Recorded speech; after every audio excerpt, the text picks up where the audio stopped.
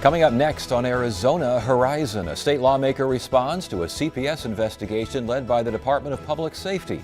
We'll look at the push to buy locally during this holiday shopping season, and we'll hear about ASU's Zero Waste Initiative. Those stories next on Arizona Horizon. Arizona Horizon is made possible by contributions from the Friends of Eight, members of your Arizona PBS station. Thank you. Good evening and welcome to Arizona Horizon. I'm Ted Simons. The legislature's Child Protective Services Oversight Committee heard from the director of the Department of Public Safety yesterday. The hearing focused on a DPS investigation into how and why CPS ignored thousands of child abuse reports. Representative Debbie McCune Davis is a member of the Legislative Oversight Committee. She joins us now. Good to see you again. What was learned from DPS on the CPS probe? Well, we didn't learn much yesterday. The director was there at the hearing and spent some time explaining to us what his agency was doing. But to sum it up, it's really just an administrative review. And when pushed for some detail, he essentially said that he would report whatever his findings were back to the director of Child Protective Services, and then the director of Child Protective Services would make it public. And that was concerning. Well, I was going to ask about that. Yeah. What do you think of that? Well, I was concerned that in the the second hearing, when the question came up about why this was referred to DPS, I asked why, because I knew they would report back to the agency or to the governor. And I didn't think that was what the public wanted. And what concerns me in all of these conversations is that the public needs to know what's going on with Child Protective Services. So essentially, these are internal reviews, not the kinds of reviews that are going to be helpful, I think, in restoring people's faith that CPS is working well. And yet the CPS apparently will get Clarence Carter, director of DES, which oversees CPS, says that he vows now to release this within 24 hours after getting it. The governor's office has to see it, have to make sure, they say, that secret material may not be in there, and they want to double check on that. Make sense to you? Well, I understand that's their process, and I think that's what he has to say, but I think the public wants to know more. And I think the references yesterday where we're looking at, what people are doing and who's doing them, and then the emails, and it sounds to me like they do have a probe going on. I'm not certain the public will ever really know. Ever? Well, I think we'll see a report.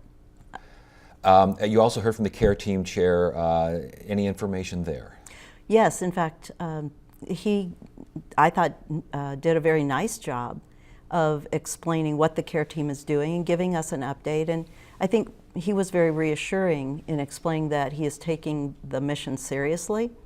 He gave us, the numbers update is important, but not really as important as knowing that someone is looking at those cases and making certain those children are safe. And he did say that. I thought he did that with some confidence. He did it with some accountability.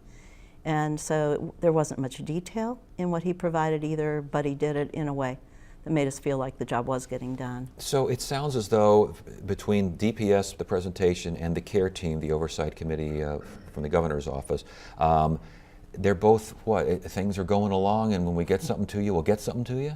Yeah, nobody was willing to give us a timeline for when they would complete their work. And in one case, it was, not a willingness to do it. The other one was, we'll do our work until we're finished with our work. So that's concerning. And we have to remember, these are cases that are outside the normal course of work of CPS. This isn't the whole problem. This is the tip of the iceberg. The agency is still, backed up. The caseloads are too high. The uninvestigated cases continue to climb. And frankly, the budget going into 2015, the agency really appears to be asking for money to do what is nothing more than caseload growth. How much responsibility, there's an increasing concern and question, how much responsibility the governor's office, the legislature has in all this, in that CPS is supposed to report somewhat regularly to the governor's office and to the legislature. Did you get those reports, and could this not have been found earlier by way of those reports? Well, there are reports filed. There are semi-annual reports, but there was also an oversight committee that was statutorily created that the leadership at the legislature took a very long time to appoint members. We should have been meeting a year ago, and we should have been looking at how the money appropriated to Child Protective Services was being spent. But there was a delay in the appointment process, and then there was a delay because of the problems in the Senate with Senator Murphy's encounters with Child Protective Services and getting the group up and running. I think since the committee has been meeting, I think we have been making pretty good progress. And what I like best about the committee is it's not just legislators. It's folks from within the community that CPS interfaces with, including some very vocal foster parent groups. But again, it's been reported that from October of 2012 to March of 2013, there were 1,600 some odd reports that had the words "not responded to" on the report. And the question is, did no one see that, and did no one question that? And if so, why? I mean, people were, CPS is a problem child in more ways than one. You'd think people would be looking over that sort of thing. Well, there are people looking at it. In fact, child advocates have been not only looking at it, but meeting with CPS on a regular basis. And the cases that have been talked about are not any cases as not NIs, but AIs, alternate investigations. And the agency has assured the community over and over again that those children were looked at and that they were handled appropriately. Now, as to the legislative reports, the reports that we looked at, myself and a couple of folks sat down and went back through them. The AIs are reported, the alternate investigations, and the cases that are assigned. And then after you do the math and back out the numbers, you come up with a number of not investigated. But the reports that I looked at didn't have cases that were listed as not investigated. Okay, because apparently some of these cases, the words "not investigated" and "not responded to" were included in the reports. And you're saying that there's no way the governor's office or the legislature would have seen these? I'm saying that the reports I looked at didn't have those. They may have been older reports than we looked at, but we were really curious as to how the agency and, frankly, caseworkers in the community, some who've left the agency, said, you know, people were aware that that's how these cases were being handled. There's real confusion about how those cases were essentially taken off the investigation list. So with all this said and everything moving as it is, are Arizona kids safer now than when this news came out? I think people are interested in getting the problem fixed. And so in that sense, I think we are beginning to address that. But at the public hearing, or the forum hosted by Children's Action Alliance, I'm sorry, I'm confused, Children's Action Alliance, it was really clear from the community that this agency is viewed as overburdened, and that the caseworkers are carrying too large caseloads, that they're not getting the kind of support they need, and that's how we have to solve this problem. We have to do more than just address caseload growth. We have to actually look at putting resources in place to prevent kids from coming into the system. And many of the programs that did that in the past have been defunded or minimally funded, and we're not doing what we need for families. There's a lot of work left to do. All right, it's good to have you here. Thanks for joining us.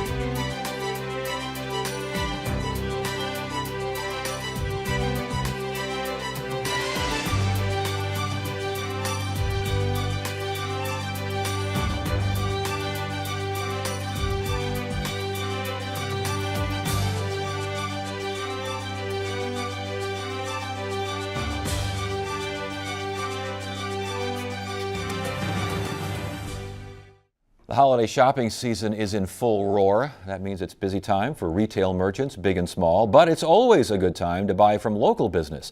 That's according to our next guest, Kimber Lanning of Local First Arizona. It's good to see you, and you are a local merchant, aren't you? I am. I've had my little business in Central Phoenix for 27 years.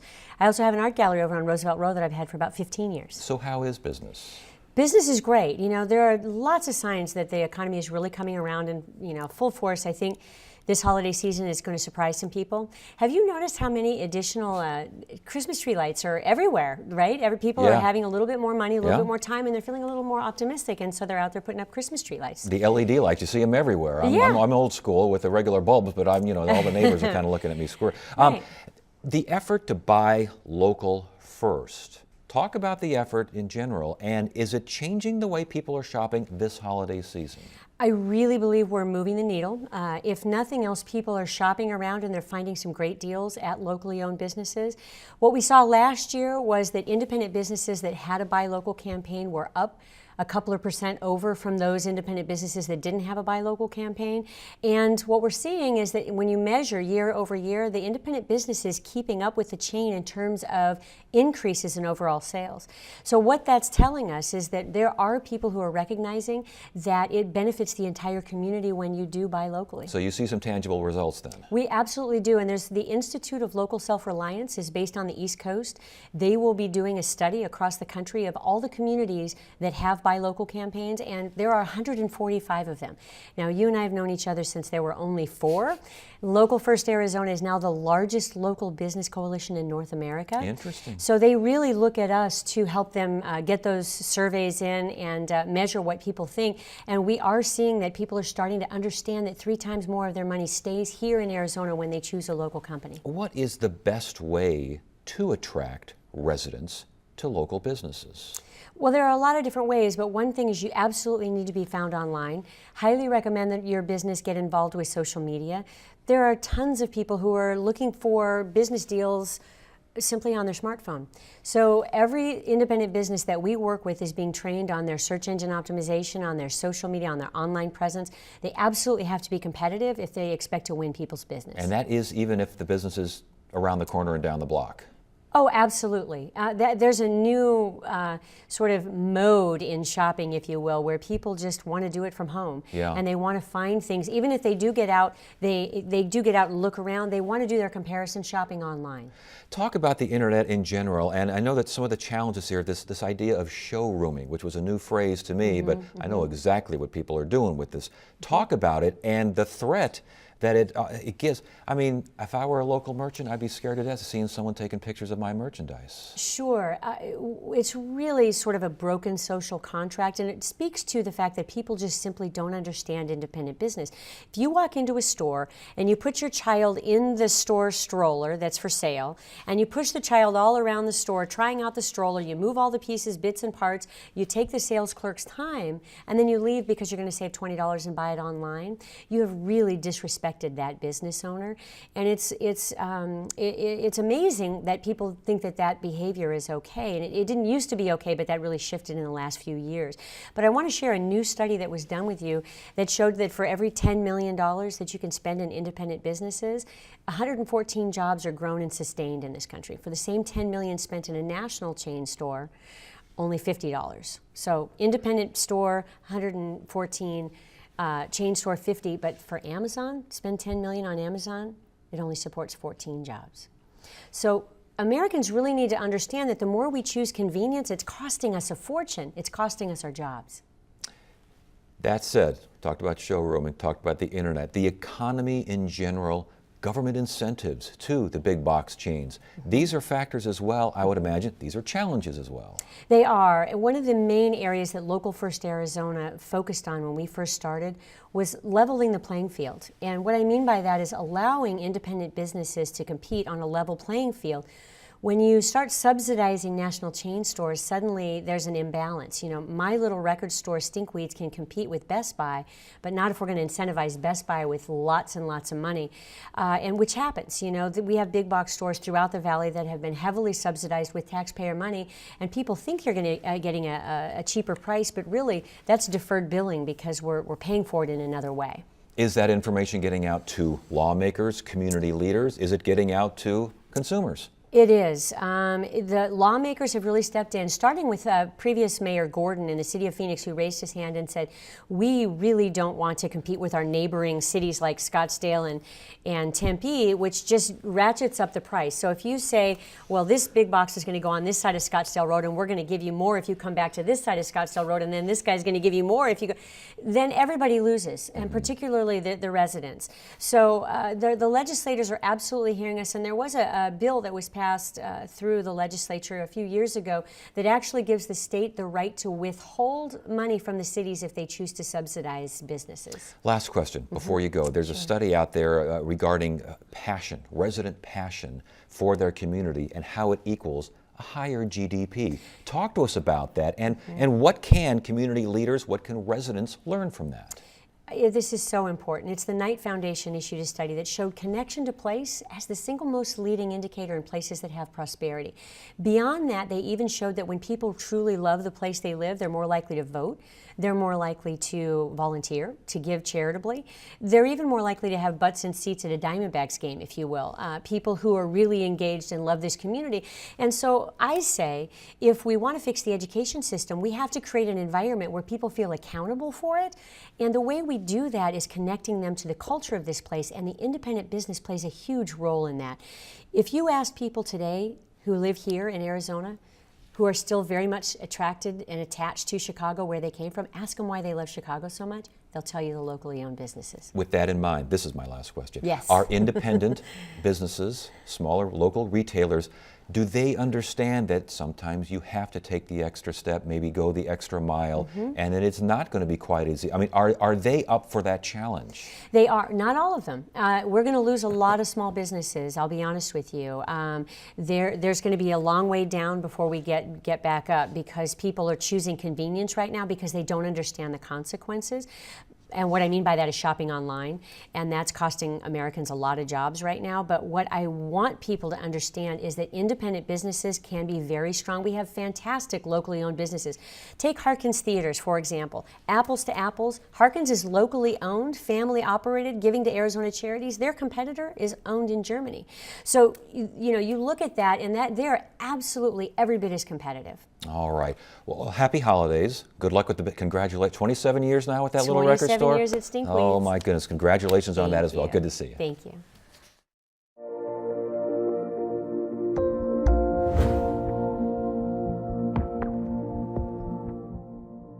Tonight's Focus on Sustainability looks at conservation efforts at ASU. We'll hear about the university's Zero Waste Initiative, but first, producer Shauna Fisher and photographer Steve Snow tell us about Grounds for Grounds, an ASU student's idea to perk up campus plant life in an environmentally conscious way.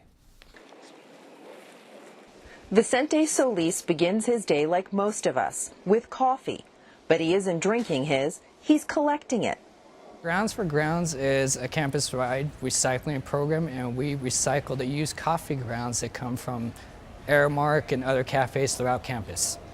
Vicente and his landscaping crew collect the used coffee grounds, nearly 500 pounds each week. The grounds are a perfect addition to enrich the soil. Well, the idea of coffee grounds is they feed the microbes that are found in soil, and the microbes feed on the protein content of the coffee grounds, and in turn the microbes give the nitrogen to the plants.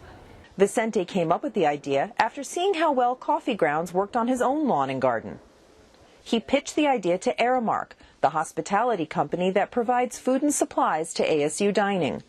They jumped at the chance to be a part of this eco-friendly project. The food system and the food industry in general is very intensive in waste and energy and water. So it's important that we constantly seek ways to minimize our impacts through those operations. We're all very proud of it. You know, we walk around campus and you can smell the coffee and the flower beds, and you can see how vibrant they are, and we can be happy that that's a result of the work we do and the partnerships that we have here on campus. And that we are making not only the campus a more beautiful place, but on a more global level, helping to make the world just a little bit more sustainable. Vicente has won several awards for the Grounds for Grounds program. But for him, it's seeing how well the flowers and plants flourish that's the real prize. We do see a difference in our planters. We've been focusing them on our flower beds recently, and the flower beds that we're using them on, we see more organisms inside. We see more bugs, we see more earthworms, we see, and then of course the plants look better. So, but the fact that we see more life within our soil is a good sign. It makes me proud. I mean, it makes me a proud student, a proud employee, because I have given back to my university, and yeah, it just makes me feel proud. ASU is also committed to minimizing waste through its Zero Waste Campus initiative. For more on that, we welcome Nick Brown, Director of University Sustainability Practices. Good to have you here. Thank you. Good afternoon. Zero waste, a zero waste campus. What are we talking about? We're talking about reducing our waste to landfill. That is our municipal solid waste. ASU sent about 9,000 tons of municipal solid waste to our landfills about 5 years ago. We're already down to about 6,000, so we're about 1/3 of the way toward our goal. And this means everything from what? Better water management with better fixtures to what we just saw, grounds for grounds, in terms of not bringing stuff in to fertilize and maybe using some stuff that's already here to fertilize. Other examples? The components really are looking at our solid waste that is inorganic materials, so that's materials that could and should be recycled. That's paper, plastic, aluminum, steel, glass, cardboard. And then the organic components, and that's food scraps, yard scraps, all kinds of materials that come from our campus that could and should be composted or used for energy. And your goal is zero waste by 2015. You going to get there? Of course we will. We define zero waste really as 90% of our solid waste that had gone to landfill by in 2008. How do you get students to cooperate with something like this? Student engagement is, of course, key. It's fundamental to our success. You know, when we develop renewable energy programs, 30 or 40 or 50 people at ASU can accomplish this for us. People who do engineering and business management and funding and those kinds of things. If all 80,000 of us don't recycle and hit green bins with our compostable materials, we won't succeed. So literally, it's a program that each and every one of us needs to participate in for us to be successful in. Are there ways to make it easier for the kids to get on board, for everyone to get on board? We have all kinds of public awareness strategies. Beginning in January, each and every one of our Sun Devil athletics events will be zero waste. So the fans will see a blue bin where recyclables go, a green bin where compostables go, and there will be no trash bins. So we will have signs everywhere. We'll have reads in the stadium that will tell our fans what to do. We really think that athletics is sort of a gateway toward changing behavior in general on our campus. I was going to say, from the research on this, 15 tons of waste at the ASU U of A game? That's right. Goodness gracious. That's right. But our fans did pretty well. We've diverted about 30% of the waste at that game. Last spring we did some baseball games in which we diverted 70 to 80% of all of the materials that went through that facility there away from landfill. As the process continues, what are you learning? We're learning that everyone has to do it, everyone has to work on it. It's a very complex process. So there are really 7 or 8 programs that we have to put into place to take care of our organic materials. One of them for the food courts, a different one for catering services, yet another for kitchenettes, another one for athletics events and for large outdoor events. So it's a really complex program. We have about 50 projects that together will do this, and a lot of them are for recyclable materials, a lot of them are for compostable materials. It's important, Ted, that we develop strategies for minimizing the kinds of materials that come onto campus initially so that we can minimize waste that would otherwise have come onto campus. And those projects are in the form of paper reduction, package reduction, product take back, packaging take back, those kinds of things. I was going to say, you kind of wonder how you quantify something like, how do you know when you hit zero? I guess when no one starts carting things off campus, huh? Most of our municipal solid waste is actually weighed. So you do. Oh, so there is a measurement then. We actually weigh everything. So we're not estimating. We're not looking at things in general. We're actually looking at the record of what we have accomplished. Only got about 30 seconds left. Anything at all about this enterprise surprise you? It surprises me that it is as complex of an endeavor as it is. All right. Well, that's a good, quick answer, and thank you for that. It sounds great, and next time we go to the football game, we'll try to figure out which barrel to use. Hope we don't use the wrong one, and we'll take it from there. Good to have you here. Thanks for the opportunity, Ted. And Wednesday on Arizona Horizon, we'll hear from the head of the Fiesta Bowl on getting the 2016 College Football Championship game, and we'll learn about efforts to help seniors fight isolation. That's tomorrow at 5:30 and 10 on the next Arizona Horizon. That is it for now. I'm Ted Simons. Thank you so much for joining us. You have a great evening.